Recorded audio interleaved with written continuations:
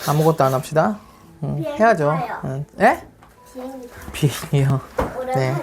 자, 그래서 오늘 말고 다음 주 정도면 이제 마지막 강의가 될 것 같으니까 이제 끝나면 목사님이 그동안 배웠던 거 한번 정리를 딱 해줄 거예요. 시험 볼 수 있게 준비를 해줄 테니까 여러분들께서 이제는 공부하셔서 시험 준비를 하세요. 아시겠죠? 공부하셔서 시험 준비를 잘 보고 잘 시험을 치른 다음에 기회가 되면 우리 이화장이랑 우리 국립현충원 이승만 박사님의 무덤이 있어요. 네? 그러면은 그 시험 보는 반이 다르잖아요. 네네네. 그거는 반은 어떻게 나눠요? 그 저학년 그때처럼 저학년 고학년으로 나눌 거예요. 재은이는 가는. 예, 그때 봤던 반처럼. 네, 저학년. 자, 그렇게 해서 만약에 9학년 반에서 소원 언니가 우승했잖아요. 근데 이번에는 재성이 오빠가 우승하면 어떻게 돼요? 저번 점수랑 이번 점수를 합산을 할 거예요. 합산. 합산을 해서 제일 많은 점수가 나온 사람이 1등이겠죠? 네. 이번에 2등이어도 간발의 차이로 2등이 되면 지난번 점수가 잘했던 사람들은 1등이 되겠죠. 그러니까 지난번 점수도 중요합니다. 그러니까 그쵸? 예, 그러니까 자, 공부 열심히 끝까지 하시고 시험에서 잘 보는 것도 물론 뭐 좋지만 중요한 거는 여러분들께서 건국 역사에서 배웠던 진짜 건국 정신, 건국의 지혜, 그런 건국의 그런 마음들을 여러분 잘 배우시는 게 중요합니다. 그렇게 하라고 공부 열심히 하라고 시험 하는 거예요. 알겠죠? 시험에서 맞춤법 그것도 봤었죠. 봤었죠. 이화장이랑 이화장이 네. 배제학당, 비제학당은 달라요. 네. 사랑이 배제학당 들으셔가지고 그렇죠. 딱한 개 틀려. 그렇죠. 네. 또 중요한 거 여러분 시험에 가서 수능 시험 보는데 맞으면 틀렸는데 좀 봐주세요 이렇게는 안 돼요. 안 통해요. 안 되지. 네. 다 알고 있었어요. 그런 거는 안 돼요. 아이고 미안해. 그래서 이제 맞춤법도 정확하게 아셔야 되는 게 중요한 거예요. 아시겠죠? 네. 자, 좋습니다. 자, 그러면은 지난주에 이어서 이제 그 이승만 박사님의 이제 말년 그리고 이제 건국 역사의 마지막 이제 거의 마무리가 좀 돼가고 있는데 네 뭐요? 뭐 손든 거예요? 그 낙서는 하지 말고 지금 낙서는 하지 말고 자, 그 내려놓고 자 이제 3.15 부정선거를 통해서 이제 이기붕 부통령의 그 부정선거가 드러나게 됐고 시민들이 항의를 하다가 시위를 하게 됐는데 그 시위도 무참하게 폭력적으로 강경 진압을 해서 많은 젊은이들 목숨도 잃고 죽고 많은 다치기도 하는 상황들이 발생이 됐죠. 학생들은 네. 학교 폭력 당하는 학교 폭력이 아니죠. 그거는 정부로부터 시위대가 무차별 폭력을 받으니까 학교 폭력이 아니라 정부 폭력이죠. 이거는 그렇죠. 예. 그래서 이런 상황이 벌어지니까 시민들이 더 이제 들끓기 시작하죠. 그리고 결정적인 계기는 뭐였어요? 4.19 혁명이 일어나게 된 결정적인 계기. 그거 아니에요? 좀 그걸 꼽자면 중요한 사건이 2가지 사건이 있는데 첫 번째는 뭐예요? 그렇죠. 김주열이라는 17살짜리 고등학생이 행방불명 됐는데 마산 앞바다에서 한 달 만에 그 눈에 최루탄이 박힌 상태에서 체류탄이 뭐예요? 최루탄은 뭐냐면 이제 매운 가루예요. 매운 가루. 연기인데 이 사람들이 이제 시위를 하면은 이 시위대를 해산시키기 위해서 최루탄을 발사해요. 그러면 눈이 매워서 엄청 따가워. 왜 눈에 박혀요? 그러니까 그거를 사람한테 발사를 한 거죠. 그냥 아무거나 말게 계속. 네, 그러니까 이걸로 공중에다 발사를 하든지 이렇게 해야 되는데 실수를 했던 뭐하든 사람한테 발사를 한 거예요. 어쨌든 그것도 잘못이죠. 어쨌든 간에 이 눈에 최루탄이 박힌 채 죽어있는 시신이 마산 앞바다에 떠오르기 시작합니다. 그래서 잦아들었던 점점 줄어들고 있던 시위가 갑자기 불을 때 일어나게 됩니다. 자, 그래서 이 시위가 마산에 있던 시위가 이제 전국적으로 퍼지기 시작해요. 퍼지기 시작하다가 결정적인 계기가 또 있었는데 뭐였어요? 그것이? 어디 대학교였어? 그렇죠. 고려대학교에서 대학생들이 3.15 부정선거를 규탄하고 비난하면서 이제 마산에 있었던 김주열 시신에 대한 것들도 이제 밝혀라 라고 이제 얘기를 하면서 시위를 하자 이제 총장이 나와서 얘기를 해. 이 학생들 당신들은 학생들이니까 제발 이렇게 너무 시위하지 말고 집으로 돌아가십시오 라고 간곡하게 부탁을 해요. 그러니까 시위를 하고 이제 평화적으로 해산해서 돌아가고 있는데 어떻게 됐어요? 깡패. 그렇죠. 깡패들이 갑자기 급습을 해가지고 뭐 어떻게 됐어요? 고려대학교 학생들 어떻게 됐어요?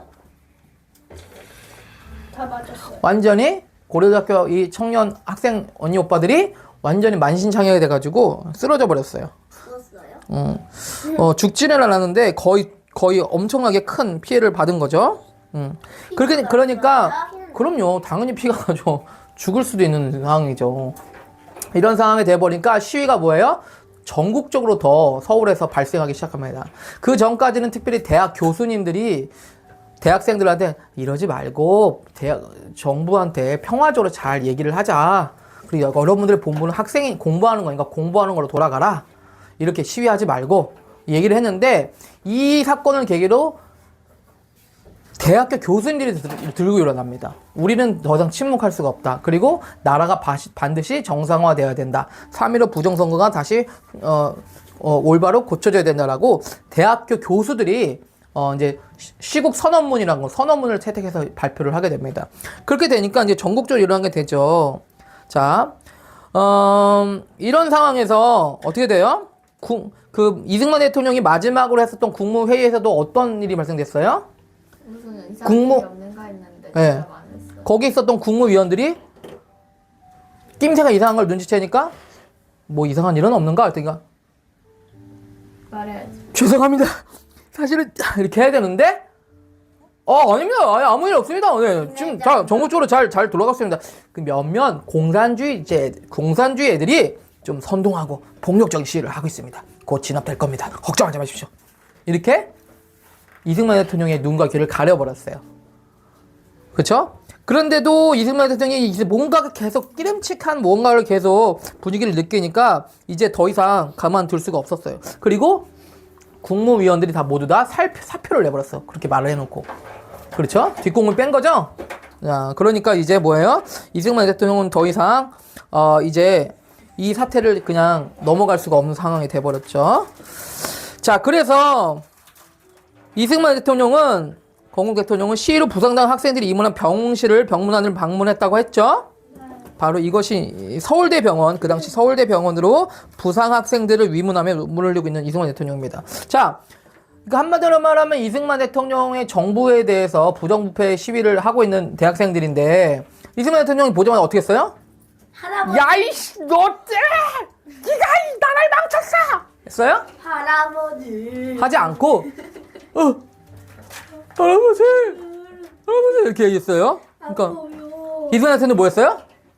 이런 공산주의자들 이제 하지 않고 학생들이 왜 이렇게 됐어? 네? 이렇게 했어요. 두 쪽이 다 갑자기 울어버렸어요. 이승만도 울고 학생들도 울었어요.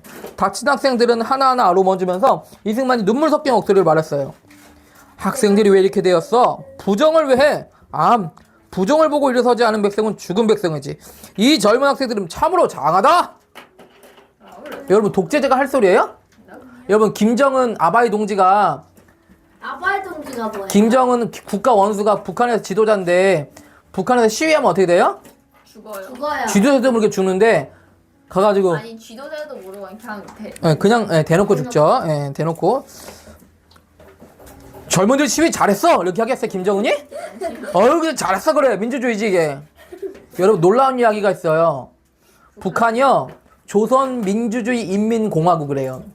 네? 그게 무슨 말이에요? 조선이요 북한이요 조선민주주의인민공화국이래. 그러니까 인민이 공산당이 민주적인 절차에 의해서 정부를 운영하고 있다라고 하고 있어요. 그래서 북한에 우리로 말하면 국회회를 하면요 민주당이 있어 거기. 놀라운 얘기죠. 난 그걸 보고 깜짝 놀랐어. 민주당이 있어. 거기에요? 네. 그리고 공산당이 있고. 근데 물론 공산당은 엄청 크고 민주당 애들은 소수야. 근데 어떻게 돼요? 뚜가시처럼 있죠. 꼭두각시처럼 있는 거예요. 그 나라의 이름을 위해서. 그리고 놀라운 일은 투표를 해요. 공개 투표. 그러니까 뭘 나라에서 결정을 하잖아. 우리나라는 국회에서 법을 만들려면 통과가 돼야 돼. 국회의원 3분의 2 찬성에 뭐 50% 찬성이 돼야 된단 말이야. 이렇게 돼야 찬성하는데 북한도요 나름대로 회의를 해. 조선인민주주의 민주주의 인민공화국 새 법을 발겠습니다. 찬성한 사람 손 들으십시오. 그럼 어떻게 돼? 100%다 찬성. 찬성합니다. 민주주의까지. 민주주의니까요. 다 찬성합니다. 박수 치라. 통과됐다. 우리는 조선민주주의 인민공화국입니다. 이렇게 놀랍게도요 투표를 하고 회의를 해요. 웃기죠? 근데 왜 다 100% 손을 들어요? 무서우니까 안 하면 죽어. 맞아요. 안 하면 어떻게 되니까? 안 하면 죽으니까.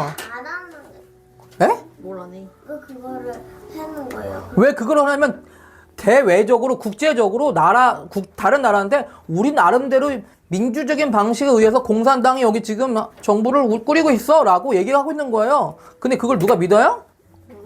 아무도 안 믿어요. 여러분 북한에도 교회가 있어요. MC 여교회. 그냥 이름. 북한 정부에서 외국인들이 관광을 오거든요.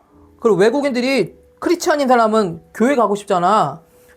교회가 있어. 할렐루야, 할렐루야. 찬송도 하고 예배도 드리고 기도도 해요. 기도도 그런 예배가 교회가 있단 말이야. 근데 교회가 어떤 교회예요? MC 그냥 철저하게 감시돼. 감시받고 통제받고 공산당들에서 조종당하는 교회. 진짜 교회일까요? 아니요. 아 진짜 교회는 아니겠죠? 네. 아마 설교 준비한 다음에 한번 보여줘야 될 거야. 오늘 말씀 뭐 준비했나? 이거 준비했어. 이거 문구 저거 잘못됐어. 다시 써. 예, 알겠습니다. 됐습니까? 정말 좋고요. 좋아. 이 정도면 마음에 드는구만. 그럼- 내일 바로 이렇게 설가도록 해. 설교 내용에다가 우리는 공산주의 사람들처럼 되지 맙시다. 공산주의 사람들 너무너무 나쁩니다. 막 그렇게 하고서는 안 걸려가지고 설교를 그렇게 하면 어떻게 돼요? 그 설교 목사님은? 당연히 죽죠. 목사님은도요? 당연히 죽죠. 외국 목사님도요? 네. 아니, 외국 목사님은 거기서 말할 수 없고요. 당연히 죽죠.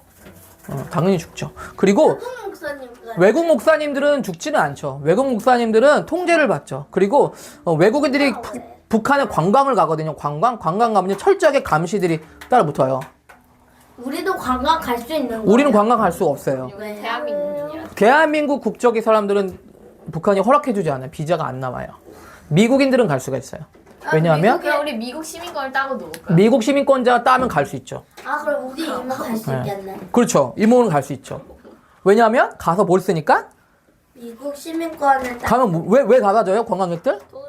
돈을 쓰니까.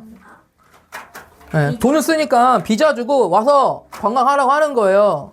근데 사진을 마음대로 찍거나 마음대로 다니거나 하면 통제받습니다. 아이. 왜?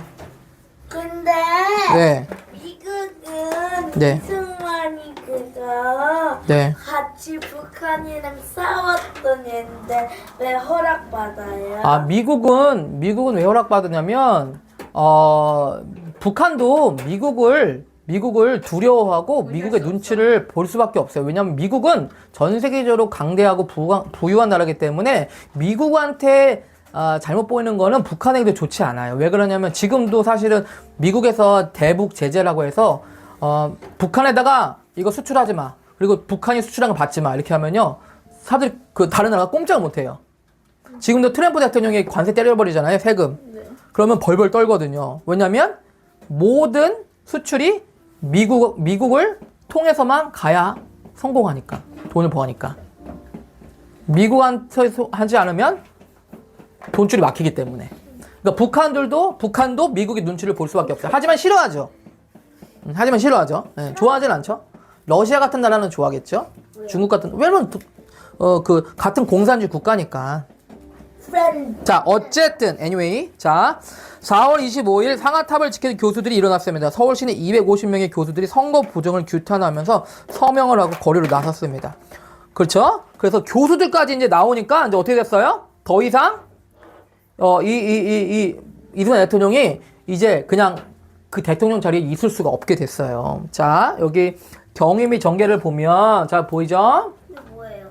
자 대구 지역에서 228 학생 의거로 가는데 대구 경북 지역에서 수백 명의 학생들이 항의하기 시작합니다. 그리고 3.15 부정선거가 있게 됐죠. 그러니까 정부통령을 뽑는데 부정투표로 자유당 득표율이 99% 거의 북한이네요. 네, 이게 당선이 돼버렸어요.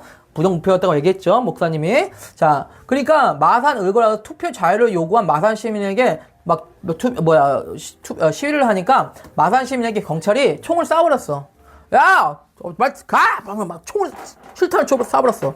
원래는 공포탄을 쏘거나 최루탄을 위로 쏴거나 해야 되는데 진짜 한마디로 말하면 이 학생들을 그냥 죽이자고 그냥 무자비하게 진압을 해버린 거야.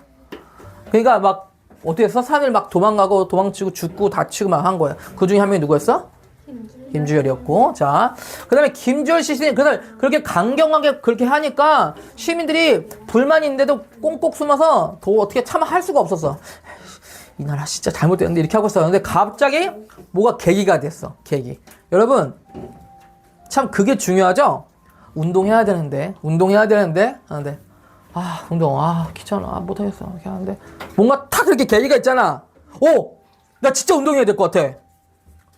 막 그런 계기가 있잖아. 그런 계기가 중요하잖아.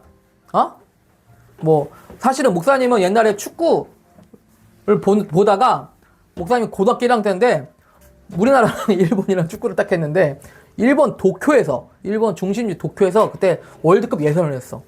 그때 우리나라가 지고 있었어. 1대 0으로 지고 있었어. 1대 0으로 지고 있었는데 갑자기 학교에서 보고 있었거든.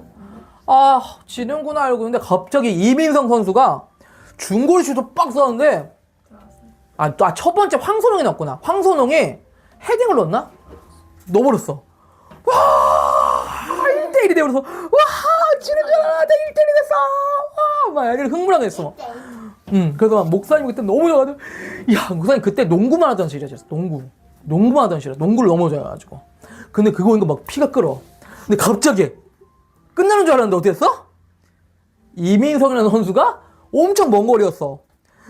슈팅을 딱 때렸는데 공이 바운드 되면서 팅팅 하면서 골키퍼가 못 맞고 그냥 툭 들어가 버렸어.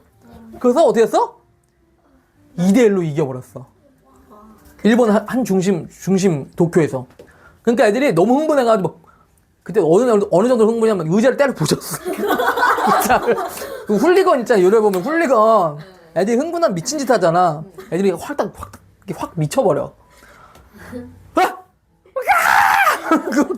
의자를 막 의자를 약간 살짝 미쳤어. 그래가지고 의자를 막 던져버리는 거야.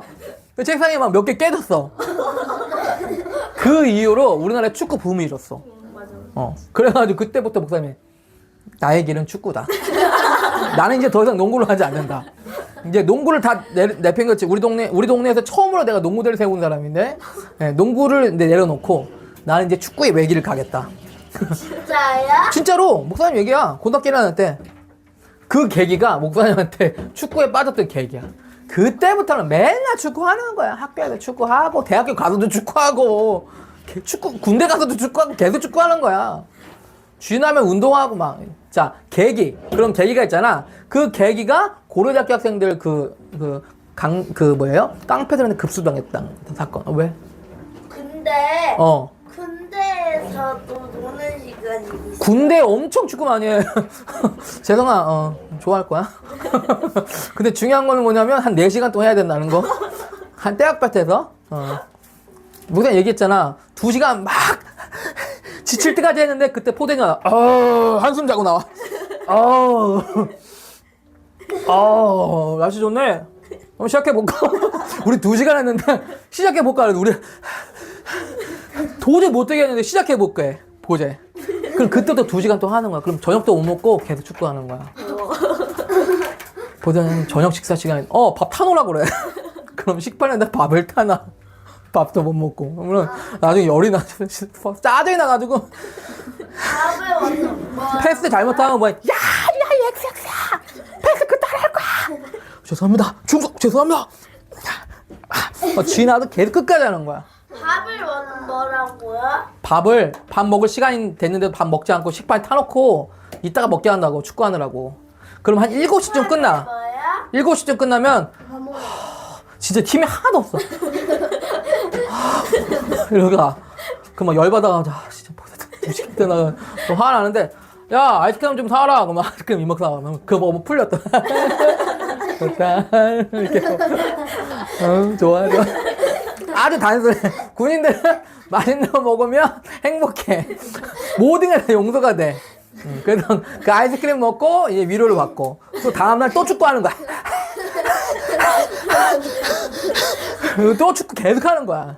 그러니까 군대 제대하면 얼마나 축구 잘했겠어요? 그죠? 네, 자, 어쨌든 간에 그런 계기가 있었는데, 자, 재성이는 군대 가면 축구를 많이 할 수 있다는 거를 좋은 소식 알려드립니다. 자, 그래서,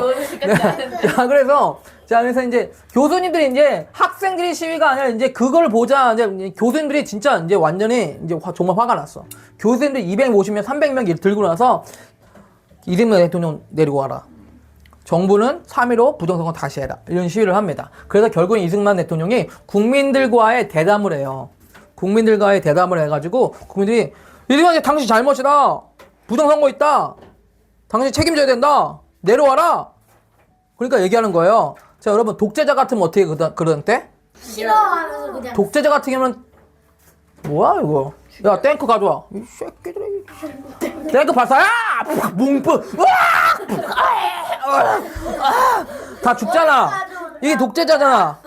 탱크 총 쏘고 탱크 가져오잖아. 탱크? 그래. 대통령이니까 탱크 있잖아. 총 있잖아. 군인 있잖아. 경찰 있잖아요. 근데 이재명 대통령 어떻게 했어?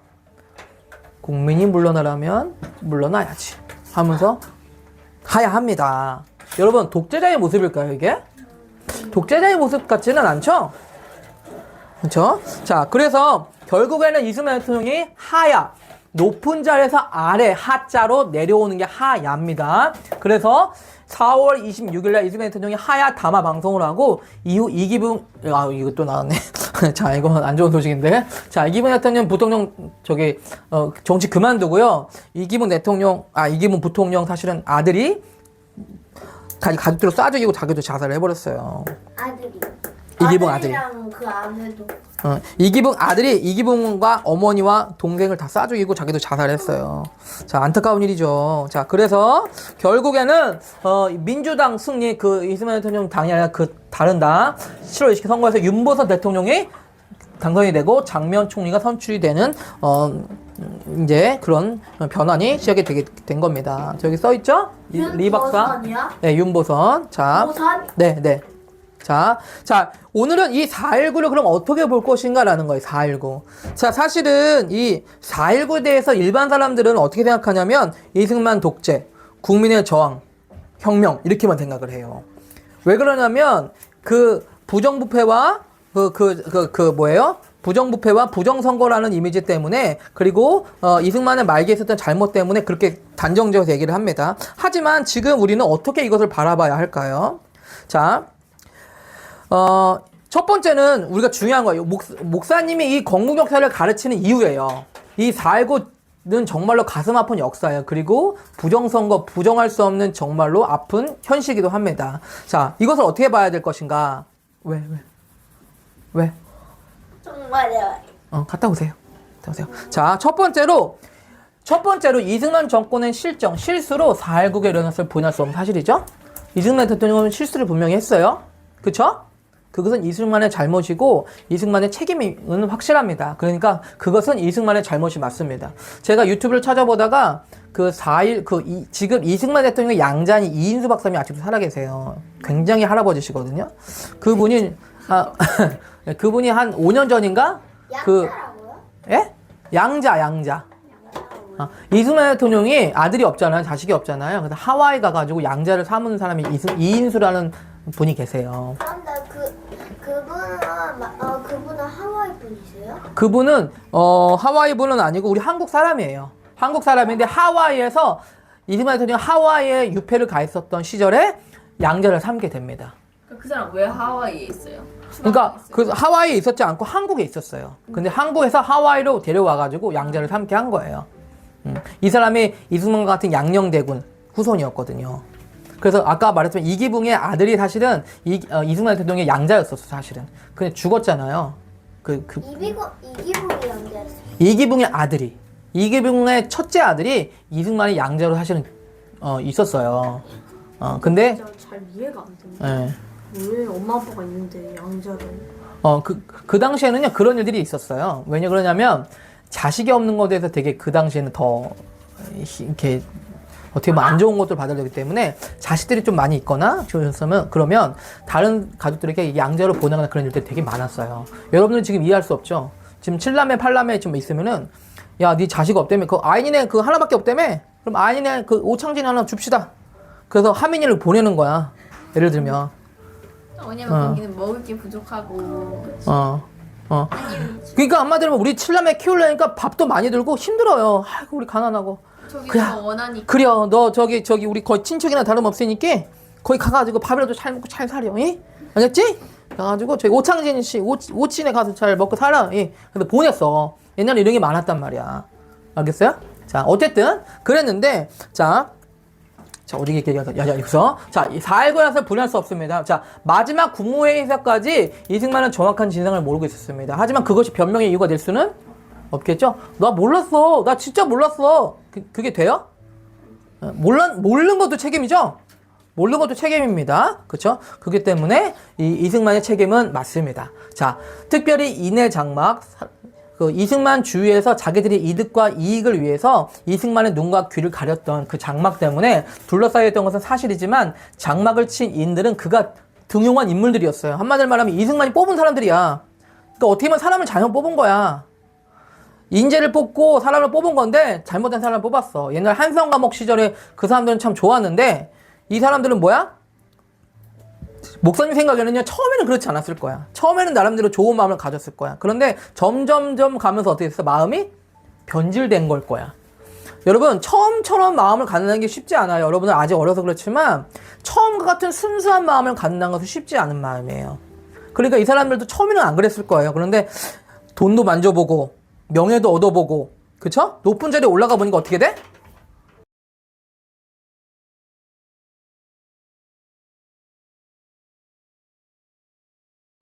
너 이런 거만 먹어. 하면 어때요? 너 그런 거 쓰지 마. 그냥 너 연필로 칼로 깎아. 그럼 어때요? 책상도 쓰지 마. 그냥 바닥에서 해. 그럼 어때요? 짜증나고 힘들잖아요. 그 쉬운 일은 아니란 말이야. 그런 삶이. 그래서 선교사님이 그래서 어렵잖아요. 우리나라에서 누리던 그런 문명과 발달과 혜택들을 다 내려놓고 가기 때문에. 그렇죠? 자, 어쨌든 간에 자, 그런 사람들을 등용한 그 책임이 바로 이승만입니다. 자, 최종 책임자는 이승만입니다. 187명의 무고한 생명이 죽었어요. 사실은 이 4.19 혁명 때문에. 187명. 작은 숫자가 아니죠?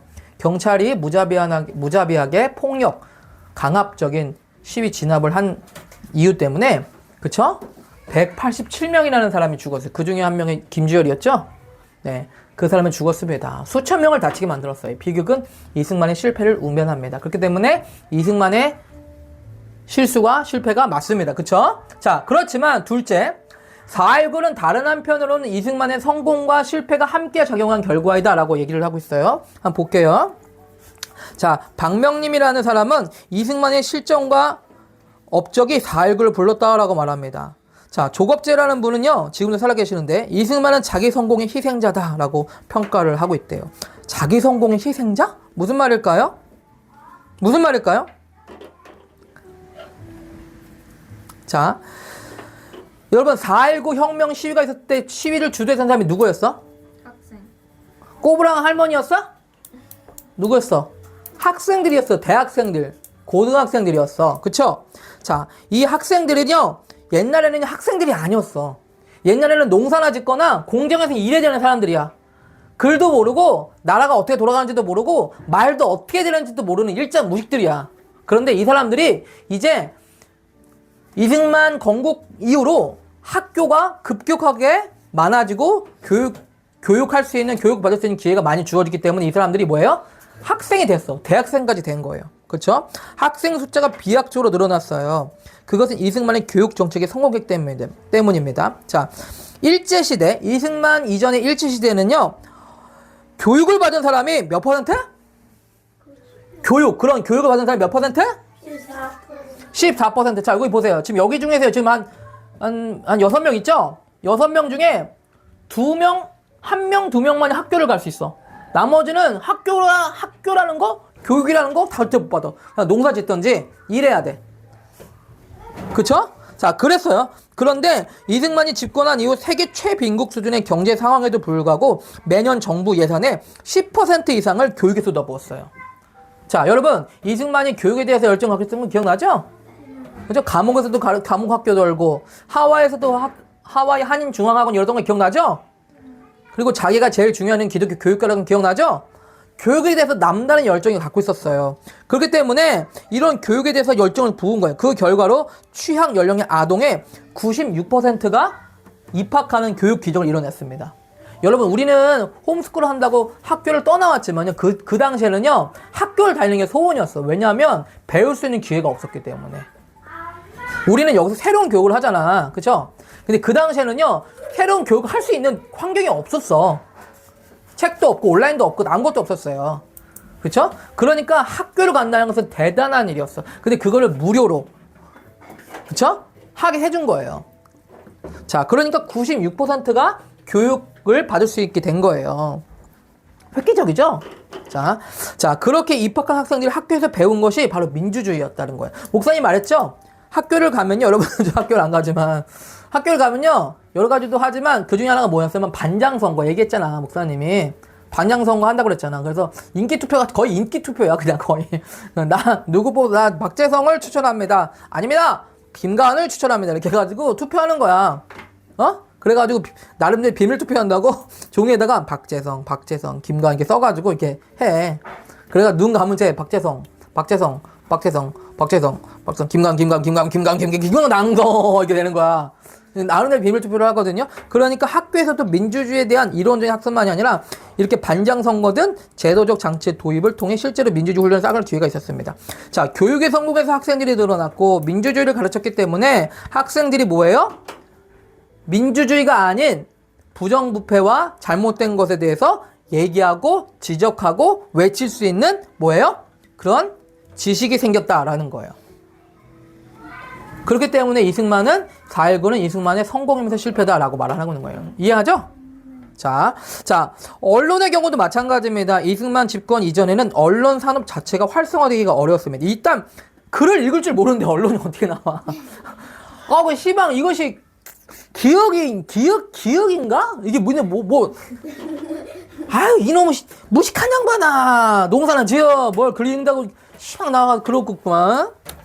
그랬었거든요. 근데 이제 학교를 다니니까 다 있는 거예요. 그러니까 뭐예요? 언론이 발달하는 거예요. 신문이 나오고요. 잡지가 나오고. 그쵸? 자. 글을 읽을 줄 아는 국민이 20% 미만에 불과했기 때문입니다. 글자도 못 읽는 사람들이 신문을 사서 볼 수는 없겠죠. 하지만 이승만 집권기에 문자 해독률이 80% 이상이 됐어요. 여러분, 지금은요, 글자 읽는 게 너무 당연하잖아요. 저희 할머니 때도요, 저희 할머니가요, 97세까지 살다가 돌아가셨거든요. 제가 결혼하기 전에. 할머니도 나중에 한글을 배우셨어. 할머니가 되셔서 배우셨어. 한글을 모르셨어. 제가 알기로 그래요. 할머니가 되셔가지고 한글을 그때 배우셔가지고 그때 읽기 시작하신 거예요. 옛날에는 글자를 배울 기회도 없었어요. 그쵸? 자, 그래서 글을 읽을 사람이 엄청나게 늘어나기 시작했어요. 정권 말년에는 경향신문 폐간과 같은 조치를 취하기도 했어요. 이승만에 대해서 안 좋은 소리를 내면 이제 폐간하기도 했지만 이승만이 대체로 언론의 자유를 존중해 주었습니다. 초기에는. 따라서 언론은 자유롭게 정부를 비판할 수 있었습니다. 그 당시 구독률이 높았던 언론들 가운데는 동아일보, 경향신문, 사상계들이 있었대요. 이 신문들은 다 이승만에 대해 비판적인 언론들이었어요. 세 언론 모두 이승만과 대립구도를 형성했던 반대 세력의 입장을 대표하고 있었습니다. 이처럼 언론의 성장과 자유로운 비판 활동이라는 이승만의 업적이 있었기에 시민들의 민주의식, 향상되고 저항의식 잘할 수 있었어요. 민주의식과 저항의식. 그쵸? 자, 민주의식 중요하죠? 저항의식. 올바르지 않은 것, 좋은 것이 아닌 것에 대해서는 우리가 목소리를 낼 줄 알아야 되겠죠? 그쵸? 그런 저항의식도 잘할 수 있었다는 거예요. 셋째로, 이승만의 하야 결단은 그의 실직에도 불구하고 높이 평가할 대목입니다. 그쵸? 시민들이 이승만이 당신 내려오십시오. 책임지십시오. 하니까 이승만이 어떻게 했어요? 알겠습니다. 제가 책임지겠습니다. 저의 실수입니다라고 내려왔다는 거예요. 근데요, 많은 독재 국가에서는 사실 이러한 이야기가 없어요. 내려와라 그러면 어디서 감히 누가 얘기를 해요? 총 맞아 죽지. 그쵸. 그런데 여기다 독재라는 말을 붙이는 것이 과연 가능할까? 맞는 것일까? 라는 생각을 해봐야 되겠죠. 최근의 중동 민주화 사태, 보면 분명해집니다. 수천 명, 수만 명이 죽고 다친 상황에도 학살을 저지르고 군대를 동원해서 끈질기게 버틴 독재들이 허다하면 지금도 그래요. 지금도 시진핑도 그렇고요. 푸틴 대통령도 그렇고요. 다 어떻게 해요? 나름대로 뭐 선거도 한다 그러고 뭐 민주적인 제도로 한다 그러지만 다 어떻게 돼요? 뒤에서 얘기하면요 잡혀가요. 예? 카카오톡, 페이스북, 유튜브 마음대로 못해요. 중국에서도요. 예? 그리고 목사님 얘기했잖아. 베이징 시내 사람 모임 어떻게 된다고? 사복 경찰이 와가지고 막 이렇게 막 견제해요. 다 저기 가라고 저기 와서 그래요. 뭐라 그래요. 베이징 시내는요. 왜냐하면 옛날에 천안문 사태라는 시위가 있었거든요. 그러니까 극도로 긴장해요. 그래서 베이징 시내는 거의 사복 경찰이 쫙 깔려 있어서 봐도 돼요. 그러니까 다 신문 읽고 막 시민들 것 같죠? 경찰들이야 다. 그쵸? 그리고 러시아 같은 나라는 어떻게 해요? 푸틴에 대해서 비판하고 가면요 말했잖아. 독국물 먹고 죽는다고. 교통사고 당한다고. 강도 들어와서 죽인다고 얘기했잖아요. 그쵸? 지금도 그러고 있어요 지금. 자, 하지만 이승만 대통령은 잘못을 깨달았을 때 국민이 원한다면 물러난다고 했습니다. 이것이 이승만 대통령을 높이 평가해야 될 것이겠죠? 실수를 했음에도 불구하고. 자, 4월 10일 김주열의 시신이 떠오른 직후에 이승만은 잘못이 있다면 물러나야 한다고 스스로 말했습니다. 4월 21일 국무위원 사태를 계기로 상황을 파악하자 즉각 이기붕의 사퇴를 요구하고 시위로 부상당한 학생들을 찾아 눈물을 흘렸습니다. 그쵸? 자, 4.19 시위가 있고 국무위원들이 사퇴를 하니까 이기붕에게 당신 사퇴하십시오. 당신 시민들이 지금 당신 부정선거라고 얘기하고 있으니까 당신 그만두십시오 라고 얘기를 했어요. 그리고 바로 부상당한 학생들을 찾아 눈물을 흘렸습니다. 4월 25일 교수단 시위에서 하야를 요구하는 목소리를 들렸고 다음날 시민대표와의 면담에서 하야 성명을 발표했습니다.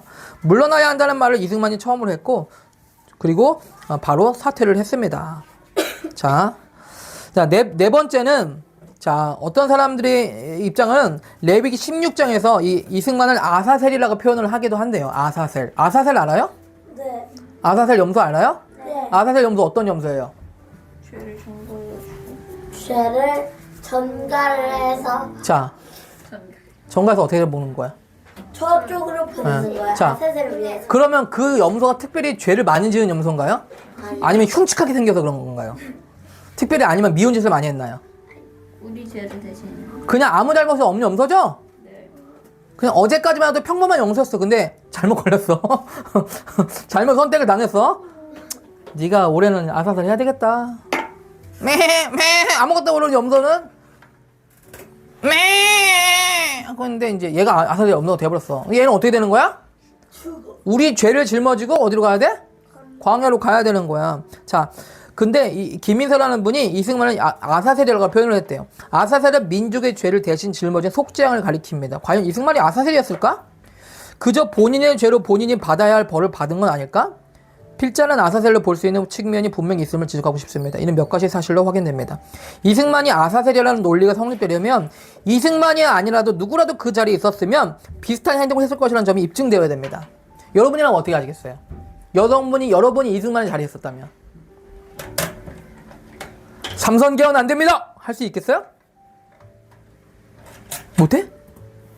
못할 것 같아요. 왜 못해? 왠지 내 잘못이라고 하니까 약간 좀 부끄럽고 내가 그런 거에서 약간 눈을 뜨지 못하고 그러니까 좀 그래요. 몰라. 자, 좀 생각을 해봅시다. 이승만 개인의 문제가 아니라 우리 민족의 문제가 됩니다. 따라서 민족의 죄를 짊어진 아사셀이라는 주장은 타당성이 입증되어야 됩니다. 자, 이승만은 민주주의 파괴자라고 비난을 받습니다. 이 경우를 검토해 본다면 1919년 4월 필라델피아 한인 대표자 회의가 있었습니다. 자, 1919년은 아직 우리가 일제 시대 가운데 있었던 시대거든요. 그때 이승만 대통령이 미국에서 공부를 하고 있었기 때문에 미국에서 활동을 했어요. 그래서 미국에서 우리나라가 독립해야 된다라고 외치면서 그런 필라델피아 한인 회의를 열었습니다. 그리고 선언문도 낭독을 하고요. 자, 독립투사들과 유학생 100명이 모인 자리에서 한국인의 목표와 열망이라는 5가지 결의문을 채택했어요. 그 가운데 그런 계획이 있어요. 그때부터 정부 수립 후 10년간 중앙 집권식 통치를 할 것이라는 대목이 있었다는 거예요. 자, 민주주의를 열망하는 이승만이었는데 왜 이런 얘기를 했을까? 정부 수립이 되면 10년 동안은 중앙 집권식으로 통치를 해야 된다라고 얘기를 했다는 거예요. 중앙 집권시 한 사람에서 동시에 한 사람이라기보다도 어떤 한 정부가 한 10년 동안은 계속 유지를 하면서 균형 있게 지속적으로 어떤 정책을 수행해야 될 필요가 있다라고 얘기를 하는 거예요. 자, 그런 이유가 뭘까요? 자, 미국식 민주주의를 축구하되 사실은 민주주의는 그렇잖아요. 내가 하다가 국민들이 싫어하면 내려와야 되잖아. 그쵸? 근데 이승만이 그때 생각에 아니다. 민주적인 생각을 갖고 있는 사람이 있다면, 능력 있는 사람이 있다면 적어도 10년 동안은 기회가 보장돼야 된다라고 얘기를 했다는 거예요. 자, 왜 그러냐면 미국식 민주주의를 이제 해야 되는 거야. 근데 우리가 민주주의를 해봤어야지. 우리나라가 안 해봤잖아, 그치? 그러니까 민주주의를 한다고 하는데 시방 어떻게 해야 되는 게 민주주의인기요? 돈을 나라에서 어떻게 써야 되는지 난 모르겠는데? 이렇게 돼버리면 곤란하잖아요. 그러니까 10년 정도는 중앙 집권식 통치, 다시 말해서 강제성을 띤 권위주의적 통치가 필요하다는 주장이에요. 사실은 우리가 이제 박재성이래. 박정희 대통령 있잖아요. 박정희 대통령이 새마을 운동을 해가지고 사실은 우리나라 경제 성장에 대해서 일조한, 안 돼. 가 있어. 박정희 대통령이 공룡이 한 마리 들어와가지고. 가 있으세요. 엄마한테 가 있어요. 자, 박정희 대통령이 사실은 이 권위적인 군사정변 쿠데타를 통해서 대통령 자리를 얻은 사람이거든요. 그러니까 진짜요? 네. 그러니까 사실은 군사정변을 통해서 군사력을 동원해서 그 당시 혼란한 틈을 타서 대통령이 된 사람이 박정희라고요. 누굴 밀어내고 잘했어요? 그건 잘 모르겠어요, 지금 목사님이. 몇 자, 대통령이죠? 네, 어쨌든 그랬는데, 그래서 박정희를 그래서 싫어하는 사람이 굉장히 많았죠. 그쵸? 그런데 박정희 대통령이 그 한마디로 말하면 짱이었어, 그때. 군사력을 동원해서 대통령이 됐으니. 그쵸? 자, 그래가지고요, 그때 박정희 대통령 앞에서 이상한 얘기를 한다는 자체가 아주 있을 수 없는 일이었어. 근데 그 덕분에 박정희 대통령이 사실은 공이 있거든요. 공은 뭐냐면 새마을운동을 비롯한 이 한국의 경제 부흥을 이끌었던 사람이에요. 박정희 대통령이. 경부 고속도로를 깔았던 사람이 박정희 대통령이거든요. 그쵸? 그 한마디로 박정희 대통령이, 야, 여기 뭐가 필요해? 대통령이, 여기 고속도로가 필요합니다. 그래? 깔아. 뭐 까는 거야. 고속도로 까는 거야. 깔아! 지금은요, 정부에서 돈을 쓰려면요, 국회에서 다 이렇게 돈을 정해요. 국방 예산, 복지 예산, 다 정해요. 되게 토론을 해야 돼. 마음대로 못 바꿔. 근데 그 당시에 어떻게 돼? 깔아! 까는 거야. 어딜 깔아요? 뭐 어딜 깔아! 고도를 깔으라고! 그래가지고 필요한 걸 어떻게 보면 힘있게 되게 빨리 그걸 한 거야. 그래가지고 몇 년 만에, 물론 그 전에는 미국의 원조가 있었죠. 고도로 깔려도 돈이 없는데 어떻게 깔아. 근데 미국의 원조, 이승만 대통령 통해서 미국의 원조가 있었고, 그 원조를 통해서 박정희 대통령이 중앙 집권식으로 뭐예요? 단기간에 성장시킨 배경이 있습니다. 그런데 문제는 뭐냐면 그것이 권위주의적이고 민주주의지 않았다는 것이 문제죠. 자, 어쨌든 장단점이 있는데, 어쨌든 간에, 자, 이제 뭐냐면, 중앙 집권적으로 한다는 것은 장단점이 있어요. 물론, 근데 사실은 민주적이지는 않을 수 있죠. 그러니까 어려울 때는 중앙 집권식이 좋아요. 그런데 어느 정도 능력이 생기고 나서는 각자 개인의 자유를 맡길 수 있죠. 여러분들은 지금 아직 스마트폰 못 쓰잖아요. 그쵸? 네. 마음대로 컴퓨터 못 하잖아요. TV 못 보잖아요. 그쵸? 네. 엄마 아빠는 마음대로 보는데 왜 그래야 돼요? 억울하지 않아요? 소은이가 옛날에 엄마 아빠는 돈 마음대로 쓰는데 왜 나는 엄마 아빠는 막 돈 막 쓰는데 여러분 억울하지 않아요? 난 초콜릿 하나도 사 먹기 힘들고 말이야. 뭐 젤리 먹으려면 아빠 젤리 하나만 사주세요 부탁해야 되고 좀 억울하지 않아요? 아니요. 열받지 않아요? 짜증나지 않아요? 예? 4.19 해제지 않아 이거? 네. 근데 그럼 너희들한테 스마트폰 주면 어떻게 돼요? 아니에요. 하루 종일. 민주주의다. 여러분 놀이터 가면요 참 너무 안타까워요. 우리 루아 같은 애들이요 스마트폰 보면서 이렇게 이러고 있어요. 그럼 거기서 좋은 거 보고 있으면 좋겠는데 좋은 거 보고 있겠어요? 그러니까요. 이게 자유를 제대로 할 수 없는 상태에서는요, 자유가 사실은 굉장히 위험한 게 될 수 있다는 거예요. 그러니까 이 자유 민주주의도 좋은 건데 어느 정도 준비가 되어 있어서 하는 것이 필요한 것일 수 있는 거죠. 그쵸? 자, 그래서요, 이 우리나라가 아직 독립하지 못한 상태에서도 독립운동가들 사이에서도 10년 정도는 중앙 집권식의 통치가 필요하다라고 의견을 모았었어요. 자, 그래서 1920년 서재필 박사가 상해 임시정부에 보낸 정책 제안서에도 같은 내용이 실려있대요. 이것은 독립운동가들 사이에서 일종의 합의가 있었음을 보여줍니다. 민주주의 전통이 약한 우리나라가 독립한 뒤에 곧바로 미국식 정치를 하기는 어려웠어요. 그쵸? 자, 그렇기 때문에 10년 정도는 강력한 중앙 집권식 정치로 민주주의 국가의 기틀을 마련한 뒤 민주주의를 이행해야 한다는 것이 독립지사들의 시각이었다. 그러니까 3선까지 가지 말고 2선까지 하고 물러나서 얼마나 좋았을까. 그쵸? 그래서 돌아오지 못할 선이 3선이었잖아요. 그쵸? 4사 5입 해가지고 3선을 했잖아요. 근데 2선까지만 해서 얼마나 좋았을까요. 그쵸? 그게 문제가 된 거잖아요. 그쵸? 자, 중국 혁명의 아버지의 손문. 중국 혁명의 아버지의 손문이 누구예요? 자, 중국 혁명의 아버지의 손문에게서 발견된 견해입니다. 손문 역시 민주주의를 실현하기 위해 10년 정도의 중간 단계를 실행했습니다. 자, 사실은 이 중국이요, 지금 공산주의 정부가 국가를 주도하고 있죠?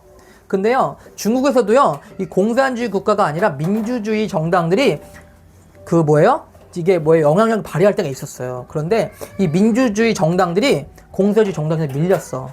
그래서 패배해가지고 도망갔어요. 어디로 도망갔어?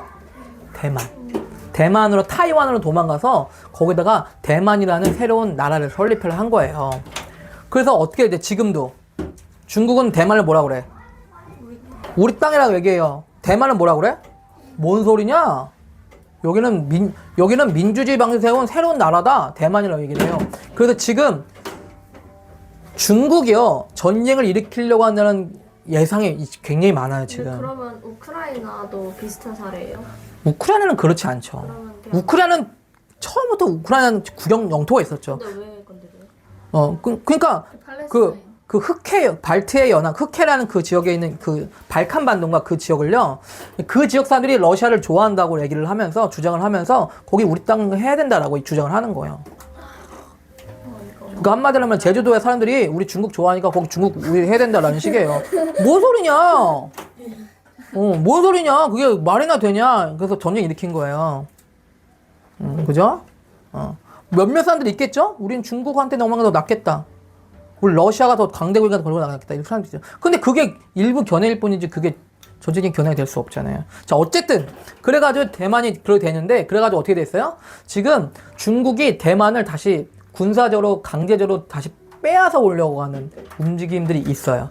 근데 그거를 이용해서 이제 미국하고 중국하고 전쟁이 날 수도 있어요. 그래서 근데 이 기회에 미국은 중국을 아예 제압을 해서 세계 인류 국가를 발돋움하고 중국을 견제하고 눌러놓는다는 계획이고, 이 기회에 중국은 미국을 이겨서 세계 인류 국가가 된다는 야심을 세우고 있어요.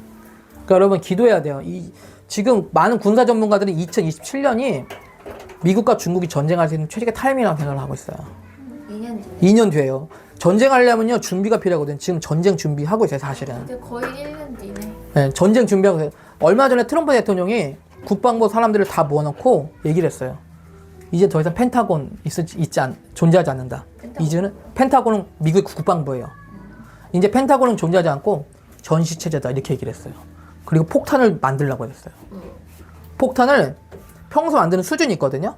4배, 5배, 6배를 만들려고 했어요. 그 얘기는 뭐냐면 전쟁을 준비하라는 얘기예요. 그럼 만약 전쟁이 나면 우리나라는 어느 편에 질까요? 뭐? 왜? 화장실. 갔다 오세요. 그거는 그때 우리나라 정부가 어떤 정부냐 다르겠죠. 우리는 당연히 우리 미국 편이지만, 그 당시에 만약에 민주당이나 뭐 다른 친중국 입장에 있는 정부가 있다면 미국의 입장이에요. 전통적으로. 근데 지금 많이 흔들리고 있어. 자, 근데 여러분 기도하셔야 돼요. 만약에 중국이 미국이랑 붙으면 러시아도 같이 붙을 수 있어요. 그럼 세계 3차 세계대전이에요. 그러니까 지금 되게 불안한 상황이에요, 지금 전 세계가.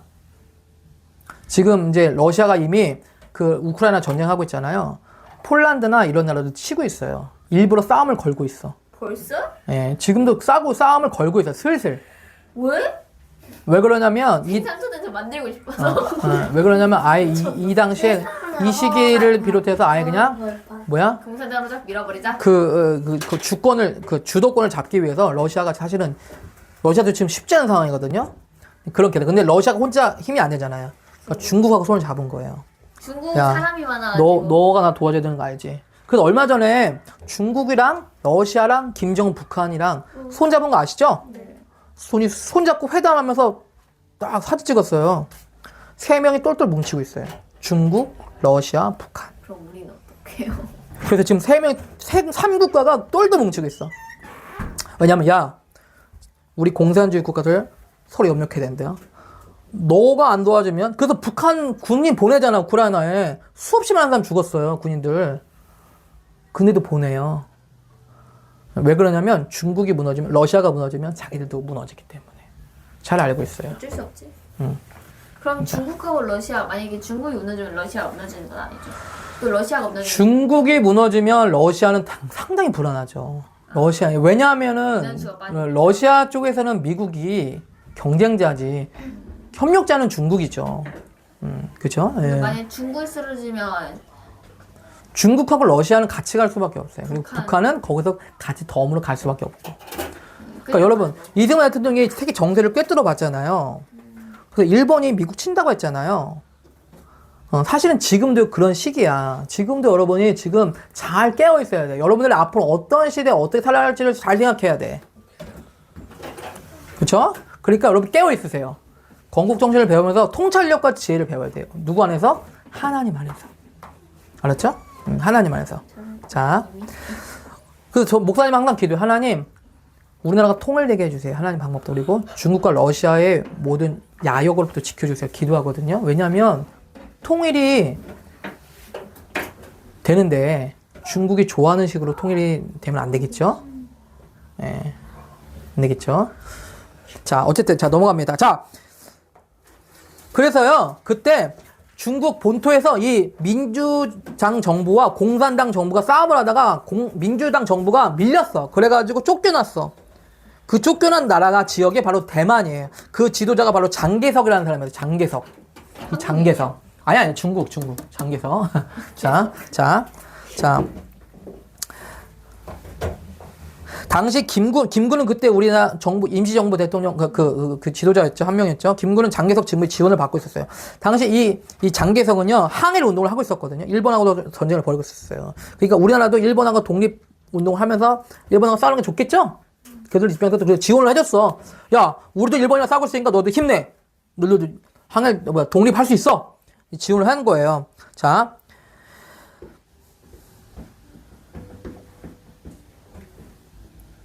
자, 그런데 당시 김구는 장개석 정부의 지원을 받고 있어서 임시정부의 재정난을 타개할 수 있었어요. 그러니까 돈까지 줬어.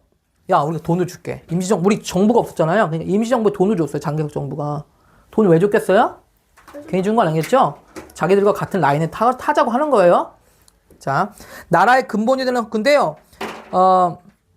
나라의 근본이 되는 헌법을 정치인 개인으로 뜯어 고쳤어요. 그 당시에도. 사실은 삼선 개헌 이런 거 뜯어 고쳤잖아요. 그 문제 됐잖아요. 근데 당시는 임시정부에서도 그런 게 있었다는 거예요. 미리. 일찌감치. 자, 그렇게 문제가 있는 행동은 임시정부에서부터 계속되고 있었어요, 이미. 그러니까 이승만에게만 있는 일은 아니었다는 거예요. 자, 6.25 사변의 와중에 전시작전권을 미국에 넘긴 것도 비난의 대상이 됩니다. 지금 전쟁이 나면, 북한이랑 전쟁이 나면 전시작전이라는 것은 전쟁의 작전을 지휘할 수 있는 통제권을 누가 갖냐면 미국이 갖고 있어. 우리나라 그동안 힘이 없었잖아. 응? 그러니까 미국한테 넘겨줬었어. 근데 이걸 비난하고 있었단 말이야.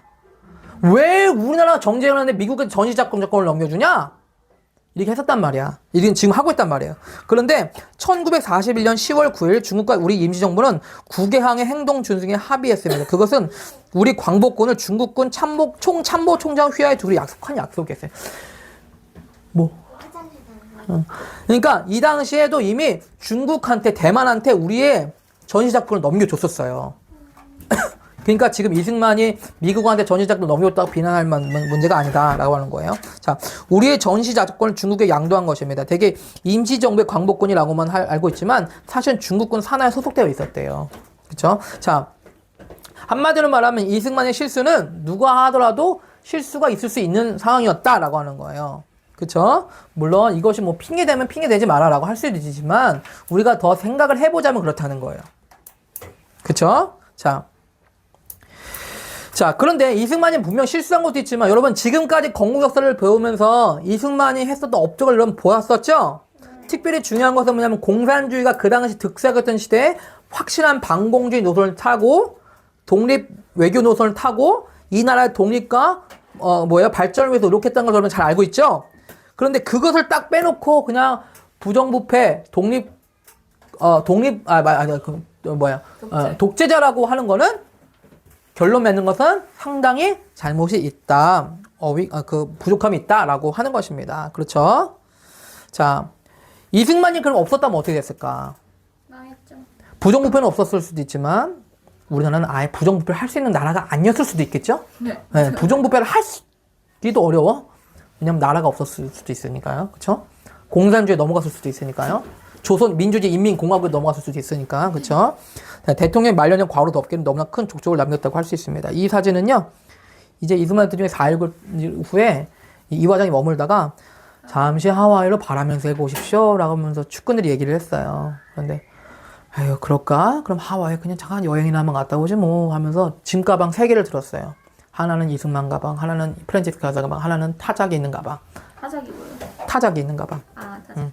여러분 너무 간철하죠? 이런 미국 가려면 지금 한 3-4개씩 싸잖아. 그치? 한 사람당. 그렇죠? 근데 가방 하나, 3개 딱 쌌어요.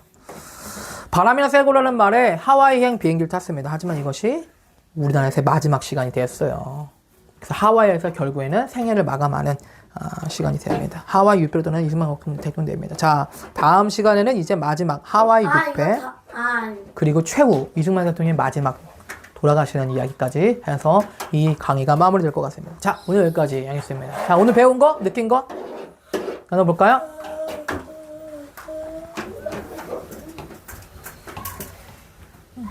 배운 거, 느낀 거 있어요? 재밌었어요? 어우, 채은이. 네, 졸려요. 네, 수고했습니다. 자, 그러면은, 우리 기도 마치겠습니다. 하나님, 뛰어난 업적에도 불구하고 마지막 때 실수를 했었던 또 가슴 아픈 이야기도 또 보았습니다.